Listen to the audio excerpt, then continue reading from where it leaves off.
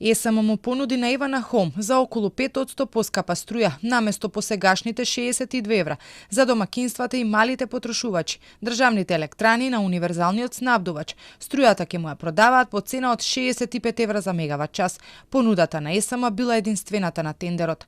Евана Хоум, како универзален снабдувач на електрична енергија, на тендерот за набавка на електрична енергија за задоволување на потребите на корисниците за периодот јануари-декември 2026 доби само една понуда, и тоа од АД ЕСМ, со купопродажна цена на електрична енергија од 65 евра за мегават час, за покривање на 100% од вкупно планираните количини.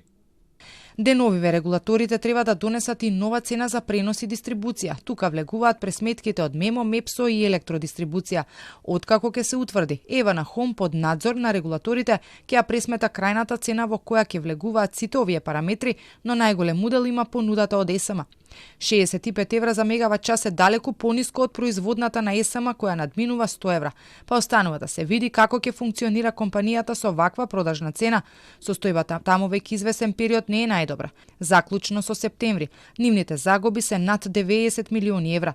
Во истиот период произвеле и 30% помалку од планираното, а за целосно да ги покријат потребите за набавка на струја потрошиле над 60 милиони евра. Од друга страна, јавните државните претпријатија и општините на ЕСМ му должат околу 16 милиони евра, но заклучно со октомври од оваа сума во сопствената каса успеале да вратат нешто над 700.000 евра. Новата цена на електричната енергија ќе важи од јануари, а ќе ја соопшти регулаторната комисија за енергетика.